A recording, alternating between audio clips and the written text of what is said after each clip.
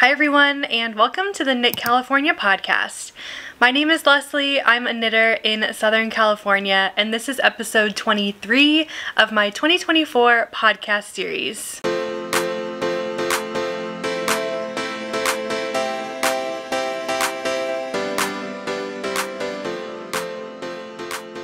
Today is July 14th and I'm back with another podcast episode for you. Today I have one finished object, two FOs.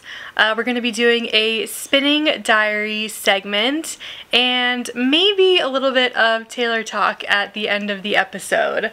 So, I don't really have any chit chat for you today at the top of the episode, so let's dive right in and talk about my finished sweater design.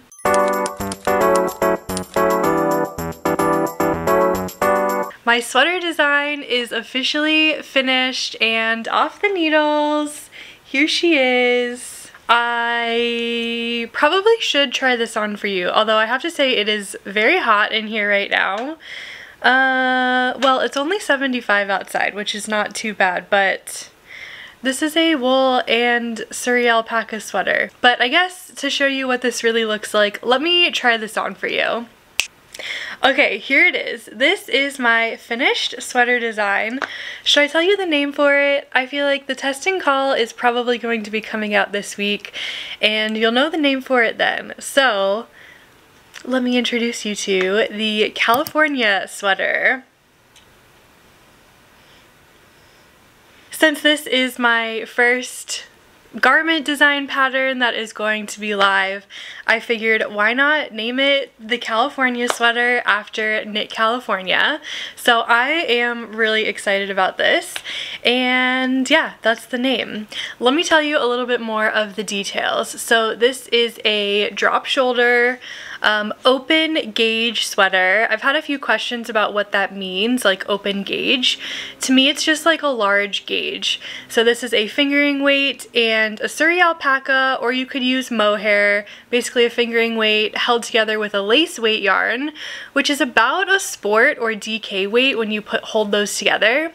But we're knitting this on a large needle size. I knit mine on a 6.5 millimeter needle. This pattern is inspired by the Lento pattern, which calls for a 6 millimeter needle. Since I am relatively a tight knitter, I had to go up a needle size when I knit the Lento. But that's what I mean by open gauge, is because you're knitting about a sport or DK weight on a large needle size, it creates this like open fabric. It's not like typically you would knit a sport or DK weight yarn on maybe like 3.5 or 4 millimeter needles. So it's an open gauge, a larger gauge. And it's meant, yeah, just to be a nice drop shoulder option with very similar finishings to the Lento. So let me let me stand up and show you what this looks like on.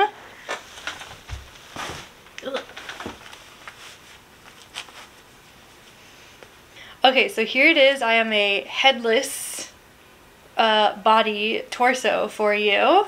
It is a little bit more cropped than I would probably knit one of my sweaters, so I think I'm going to add a little bit of length to the pattern. And the sleeves, when I blocked them, blocked a little bit longer than I probably want the sleeves to be in the pattern. I mean, I'm fine with this length. If they end up being like too long for whatever I'm doing, I usually just roll them up, and like it's a pretty cute look. But that's something to keep in mind. I'm going to need to add elastic to the neckline because I feel like it's just sitting a little bit wider than I really want it to be, and I just haven't done that yet. And then the other thing that I'm like really focusing on and looking to maybe edit in the pattern before I do the testing call is the armhole depth. For me, I think this needs to be wider. This needs to be a longer armhole depth. And the sleeves are very like tapered and close fitting to my arm, and I think that's a fine look, but I also want to add a second option to the pattern where the sleeves are a little bit more straight, just to give you, if you're going to be knitting this, the choice of if you would like the tapered sleeve or the straight sleeve. So, but yeah, that's how the pattern is looking right now. I'll give you a look at the back.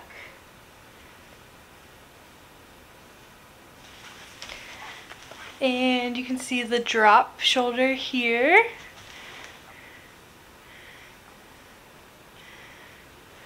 So I'm really, really happy with how it turned out.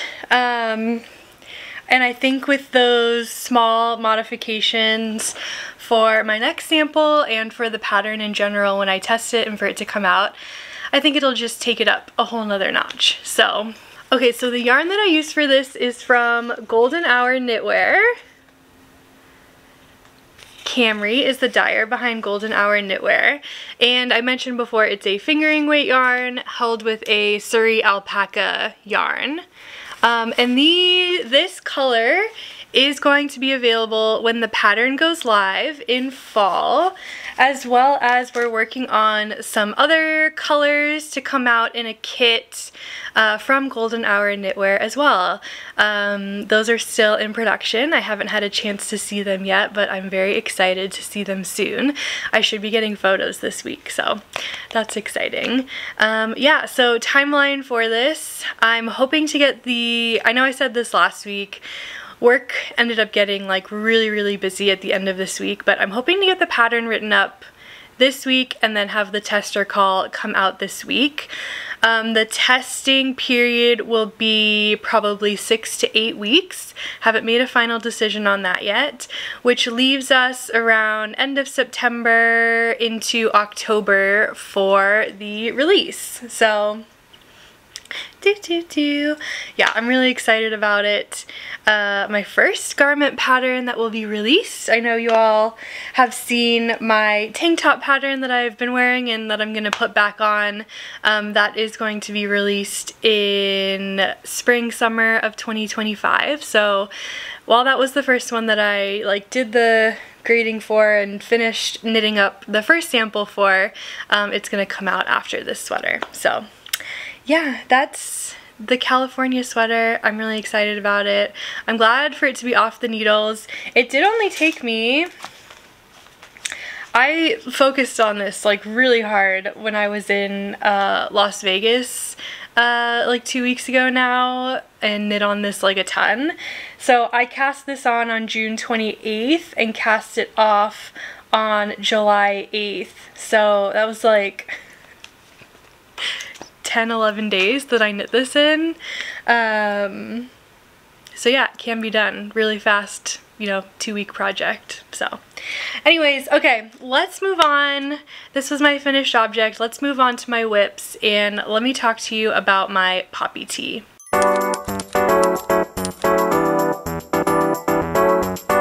Okay, I have made some really great progress on my poppy tee by Petite Knit. The yarn that I'm using for this is the Kelbourne Woolens Mojave. It's a 60% cotton, 40% linen yarn, and the color that I'm using is called Mauve. It's a gorgeous, dusty purple. And, are you ready for this? Dun, dun, dun, dun, the body is done! Look, after I finished my California sweater, I really focused on my beanie project that I'll show you next. And then on the second half of this week, I finally had the energy to try this on, figure out how much longer I really wanted to make the body. And then once I had that figured out, I was like, oh, this is not very much knitting at all. So then I really focused on this. You can see here's where I was last week, and so here's all of the progress that I've made this week. It really wasn't that much more body left, and then I did the ribbing, and then there's this nice pearl ridge detail right before the ribbing that I really like. You know I like that. If you've seen my tank top, I added that in on the details on my tank top design as well. So yeah, I cut off about 20 rows in length from what the pattern recommends you to knit the length to. Petite knit patterns are so interesting because some of them I feel like I knit to the length recommended in the pattern. Some of them I need to knit shorter, and some of them I need to knit longer. I feel like they're not consistent. I don't know. It's very weird. Like, I don't know if you've been here with me on the podcast for a while, but a couple years ago, oh, I just noticed a spider in our room. It's like on a web suspended from the TV and my fake plant. I don't like that. Anyways, yeah, if you've been here for a while, a couple years ago I knit the Oslo sweater by Petite Knit, one of my favorite sweater patterns that I have knit. But the body, I knit it to the length in the pattern, and it was so long, and I had to cut it, frog some, and then I like grafted back on the ribbing. And so I'm really glad that I have learned in the last couple of years about how long I like the body to be, just like visually from where the underarm is. And as I was knitting this, I was like, I have 40 more rows. That seems like a lot. So I consciously paused, tried it on, measured how much longer I wanted it to be, and then decided to just knit about 10 more rows from where I was and then do the ribbing. The ribbing is 1.5 inches, so I did 10 rows and then I did a sewn bind off. And now I just have to do the neckline and finish the sleeves. This is like not on the needles anymore. Should I try this on for you also? Because I feel like this is fitting really nicely and I kind of want to show you. Okay, let's try on my poppy tee. Okay, here is my poppy tee. This is just a whole try on episode for you. And let me stand back. Isn't this length is just really nice. I'm really happy with it. And I think the main thing is this like shoulder construction is something very different than I have like ever done before. And I think it's just fitting on my arms and like on my shoulders really, really nicely. And every time I try it on, I'm just like really happy with it. Hold on, I can show you the shoulder construction without standing all weird. But yeah, I think we have figured out that this sort of shoulder construction is either called a full fashion shoulder or a European shoulder, maybe like European tailoring shoulder. It's very similar to like a set-in sleeve, but it's a different way that it's constructed. But in terms of it like sitting right at the top of your shoulder and then the sleeve coming out from there, that's kind of like the similar aspect to a set-in sleeve that I'm thinking of. Although I have never knit a set-in sleeve. That's got to be next on my list of skills. But I think you can see really nicely in the back detail. So like the back panel is all of this, and then you're picking up stitches from the front panel here and knitting it along with, like, in line with the back panel. So it's a really interesting construction there. And it was really fun to knit. I really enjoyed it. Something new, something different. So yeah, this is almost done. Like I said, just need to add the collar and then finish the sleeves. I haven't looked at the sleeves yet, but if it's 1.5 inches of ribbing, like I don't think I'm gonna need to do very many rows on the sleeve before we get to the 1.5 inches in ribbing. So this, cross your fingers, should be done this week if I can get around to doing all of these little finishing pieces. So yeah, I'm really, really happy with my poppy tee.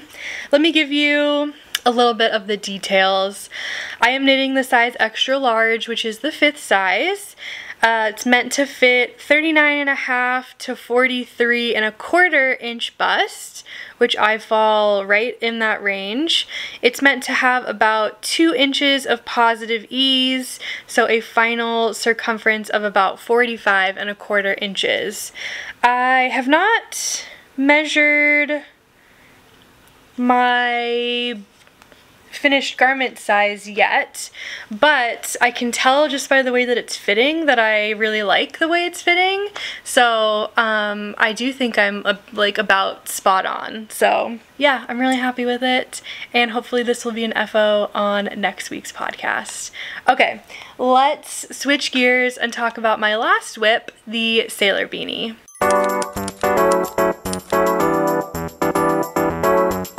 Okay, the next whip that I have to show you is my Sailor Beanie.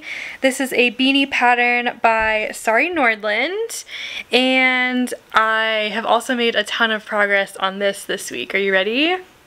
Dun, dun, dun, dun. Okay, so my marker kind of blends in, but here's where I was last week. And here's all of the progress that I have made this week. You might be able to see this line here. This is the fold of the brim. So I'm past that part. You do like one, I did 2, but you're supposed to do 1 round of just stockinette to create that fold, an easy place for it to fold. And so yeah, I did 2 rounds there just to make it a little bit easier. And then I've got about 20 rows left, and it's supposed to be like a double folded brim. So it's gonna keep going up, and then you'll like fold it in like this. And then it's gonna be a nice beanie. I know this is the episode of like trying things on, but I don't want to mess this up with this still being on the needles. But we can just imagine, okay? Just imagine. Okay, it looks really silly like that, but I'm like really looking forward to having this done. I think I'm gonna wear this a lot when I'm back in Ireland in October. So yeah, it's my fun beanie project right now. The yarn that I'm using for this is the Hedgehog Fibres Tweedy yarn, which is a 50% Falkland merino wool, 37.5% recycled wool, and 12.5% Hedgehog Fibres thread waste. This is the special yarn where you can send your yarn scraps into Hedgehog Fibres. They will like process it for you and add it into their line of Tweedy yarns. So all of these colorful speckles are yarn scraps from them, from Hedgehog Fibres, and from other people who have sent in their yarns. So it was really fun to get a couple skeins of this while I was there in Ireland at Hedgehog Fibres last October, especially because Rachel from Rachel is Knitting and myself and some other people on our Irish knitting tour turned in yarn scraps. If you have a certain amount, they also give you a one-time shopping discount. So that's like really why we did it. We had well, mostly Rachel. Rachel had 2 bags, and so she gave me one and had one for herself. But we collected like all of our yarn scraps, turned them in so that we could have a nice fat like 30% discount, and then we went ham in the Hedgehog Fibres store, and it was glorious. I really enjoyed that day, especially because the day before we like were late and they wouldn't keep the shop open for us, and I thought we had like missed our shopping opportunity at Hedgehog Fibres, and then we were able to go back at the beginning of the next day, and then it just like made my soul very happy. I just love their yarns. They're nice quality, and their colors are just like so fun to look at. They do variegated and like speckles and stuff very well, and I feel like different from a lot of dyers that I see out there, and so I'm a fan. I'm a fan of the Hedgehog Fibres. So yeah, I'm using the Tweedy yarn held with a Mohair. This is from Fuzzy Peach Fibres, and I believe the color is called Moonbow. So it's a really really fuzzy. It's going to be a really warm hat as well, and it's almost done too. I'm like really at this point of like finishing all of my whips, which is just, you know how happy that makes me to just like finish things that have been long standing and then kind of restart the cycle, get some new stuff on the needles. I know I've been talking about like my future summer knitting plans for weeks and weeks and weeks and weeks now, and I feel like I'm finally at the point where I can like actually start them. Getting the poppy tee really off the needles has been the big one. I'm fine with keeping the hat on as like a side project, but at this point with it like almost being done, I kind of just want to finish it as well and then get like, you know, maybe 2 tank tops on, or a tank top and my book club cardigan, who knows. So yeah, that is where we're at with all of my whips. Okay, so let us move on now and talk about some spinning.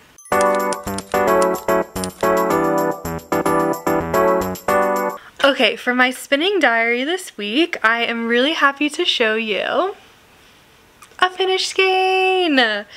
This hot pink is just a tie. It's not actually part of the yarn color. But look at my little yarn baby. This is my first finished skein.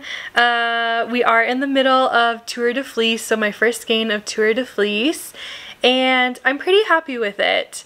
I did have some huge tangling issues when I was plying this. I split the fiber evenly and spun it on 2 bobbins and then plied those 2 bobbins together. But because I am still, you know, fairly new at this, and my spinning, as you can probably tell, is not like super consistent, one of the bobbins had more yarn on it than the other bobbin. So I was making a plying bracelet with the yarn that was like left over on the second bobbin. And as I was trying to spin that, it just got so tangled on my hand, I had to cut a chunk of it out. I lost about like 5 or 6 grams from cutting that out on this project. And while I'm a little bit sad about that, it kind of just is what it is, you know. But my main focus on this skein was trying to spin thinner and a bit more consistently, and I am really happy with what I was able to achieve, because I have spun this and it is about 160 yards, which in comparison to my last couple skeins, let me just show you. This was the last one I did. I think you can see right away how much thinner this one is. This one is definitely like a bulky weight, and this one is about 91 yards. So 91 yards and 160 yards. That's like a really big improvement for me, and I'm really, really happy with it. My goal was to try to be, like I said, more consistent, have less thick and thin sections. I definitely still have thick and thin, but like overall it's thinner. There's definitely some parts that are overspun. I can see them in here. There's one like right here at the bottom that's like overspun. And then the other thing that I've kind of started to notice is I feel like when I'm plying, I'm not getting enough twist in it when I'm plying it. Some strands, like this, seems to be plied. The twist on it is twistier than, let's say, like, I don't know, like this strand right here. Can you see this at all? I feel like it's just, I feel like I need to add more twist. So I don't know, I guess this is a question for like more experienced spinners. When I'm plying, do I just need to let it like twist more? am I supposed to be getting more twist in this? Because I feel like the plies are just very loose. And if I'm comparing it to like, you know, a regular commercial yarn strand, like those plies are really spun together. They're not as loose as what this is. So that's kind of my thought now. I think I need to like work on that next. If you have any tips for that, please let me know. My other question is, after I spun this and washed it, I put it on my yarn winder and twisted it around my nitty knotty to recount the number of strands and like refigure out the yardage. I had done that when I had finished plying, but then I did it again after washing. Is that what you normally do to figure out the true yardage after washing? Because after washing you lose some of the length because it like fluffs up a little bit, from what I understand. I'm just curious if there's like a better way to do that besides like re-skeining it on your nitty knotty, because it just like takes up a lot of time. I don't know. Let me know if you have any like tips or anything for that as well, but that's what I did. But yeah, I'm overall like really happy with the skein, because I do feel like I achieved my goal of like trying to be more consistent and thinner with my spin. I definitely did that, so I'm just gonna keep working on that. I did measure the wraps per inch, and I'm at about like 13 wraps per inch, which the internet says is like a sport weight. And I looked at this and I'm like, this is not a sport weight. But I guess there are some sections of this that could be a sport weight, and then there's some sections of this that are like a worsted weight. So I'm calling this like a sport to DK weight. No idea what I'm gonna use it for, but I'm happy with it nonetheless. And my next braid that I'm going to spin up is going to be this. This beautiful braid is from Sam at Clockwork Fiber Co.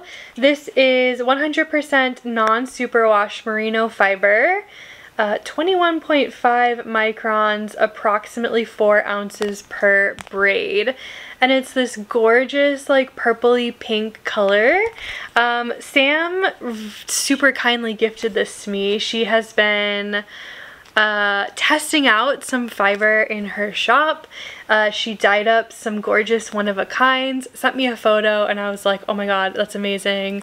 I need a lot of that. And she was like, well, I only have one. It's a one-of-a-kind. And I was like, okay, can I call dibs on it? And she was like, yeah, sure. And then she sent it to me. So I'm really excited about this, and I want to get this spun up. It's really soft. I guess this would be my first merino spin, but it is non-superwash, so hopefully it's a little bit easier than people say merino is to spin. I don't know, we'll see, but I feel like I'm at a stage where I can try it. So yeah, I'm excited. This is really gorgeous. Yay! Okay, that is all I have for you on spinning. Before we get into a little bit of tailor talk, I do have something like really exciting to tell you.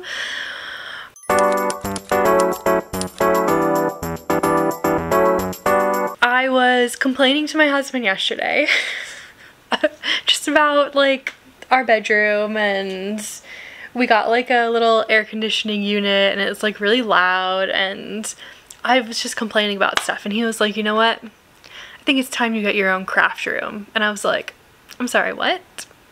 What did you say? Can you say that again? So we are doing some rearranging of the house, and I am getting my own room, basically. It's gonna be a craft room / office, and I'm very excited about it. We are moving my stepson's bedroom. He's currently in one room. We're moving him into what has been our spare bedroom guest room, mainly because there's already like our very nice like old queen bed is in there, and I don't want to get rid of that. And we were like, okay, we'll move him. We will take the bed out of that room and give him that bed. And then my husband was just like, I don't want to move that bed. Like, it would need to be fully disassembled and then reassembled in the other room. So we're just gonna move my stepson into the room that the bed is already in. So we set him up yesterday with all of his essentials. The bed is made for him, the desk is in there with his computer, like there's already a TV in there, we got his dresser in there, and it's looking really nice. And so now we are in the process of cleaning up the rest of that room. We moved into this house about 3 years ago, so he would have been 6 at the time, and you know, even a 6-year-old, the amount of, you know, toys and books and clothes and like stuff that he has that he doesn't use anymore or play with anymore as a 9-year-old is just like immense. So today, after filming this, like I can hear my husband working on it right now, we are cleaning out the rest of his bedroom. There's going to be a lot of stuff going to donations and probably some stuff just going in the trash. And then yeah, we're gonna turn it into my craft room. I am so excited. So the desk is gonna be moving in there, all of my yarn is going to be moving in there. I think I'm going to get a second shelf like this. There's a nice sized closet in there, so I'll be able to have, you know, all of my accessories and like shipping stuff, and like there's yarn hidden in places in my room, like it's everywhere. It's under the bed, it's in my little like dresser under the TV, there's some in the closet in our bedroom. All of it is just gonna go in the craft room. The bedroom is gonna be just a bedroom. My computer and like my office stuff will also go in there. I might even have a room to bring out a sewing machine that I have. I also have an embroidery machine that I picked up from a neighbor at a garage sale, and I would love to learn to use both of those. My spinning wheel and spinning stuff and fiber is all gonna go in there.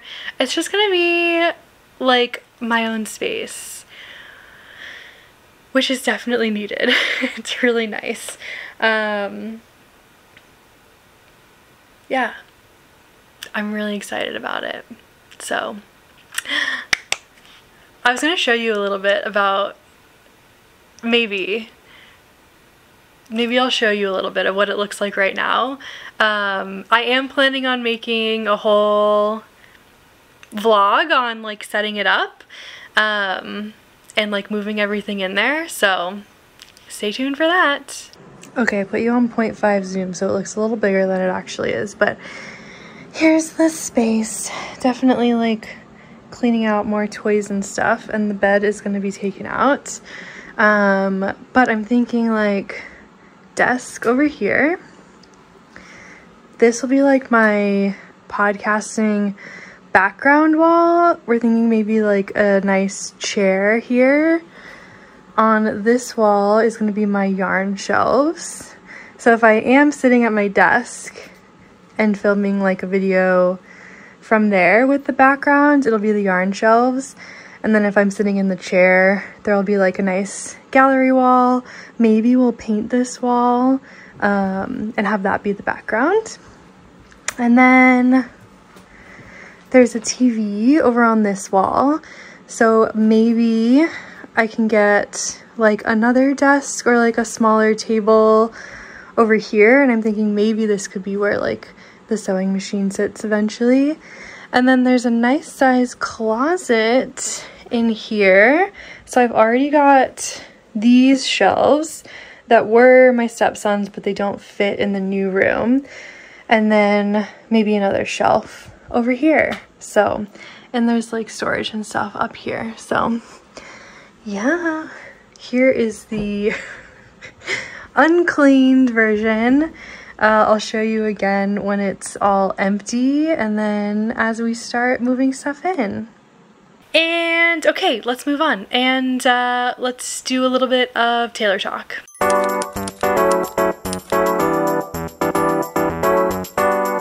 Okay, what is going on, Miss Taylor Allison Swift?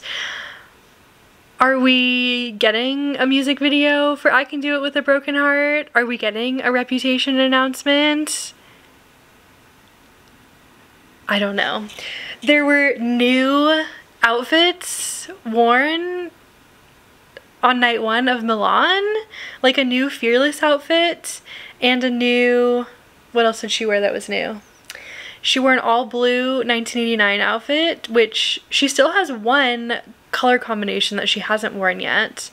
And then she wore a new, not Folklore, not Rep,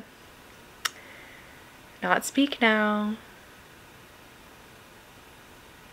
Oh, she wore a new Tortured Poets dress. Instead of it saying, I love you, it's ruining my life, it said, who's afraid of little old me? You should be. Iconic.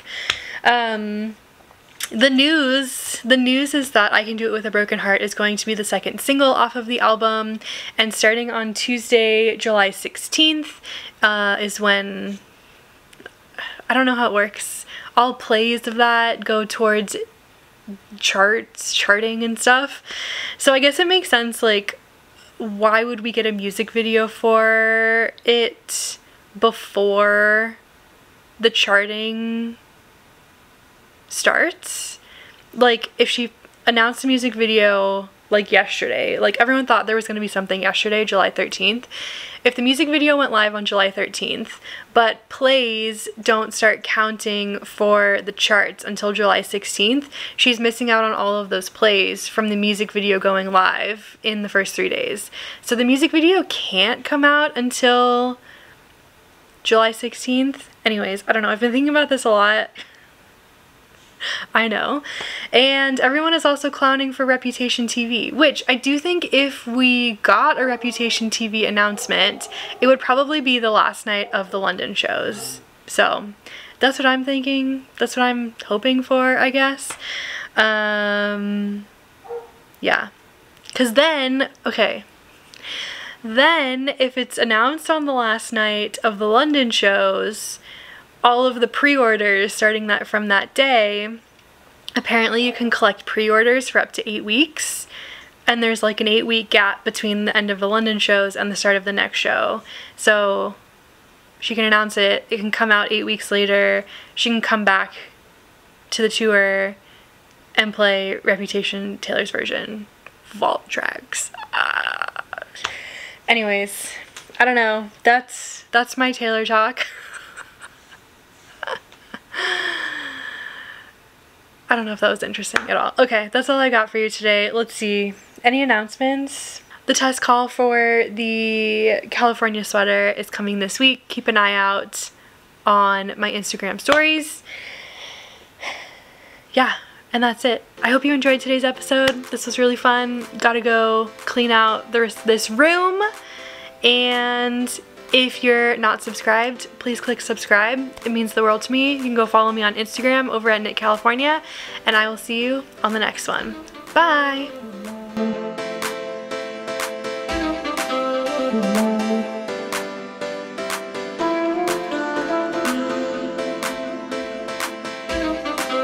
Thank you.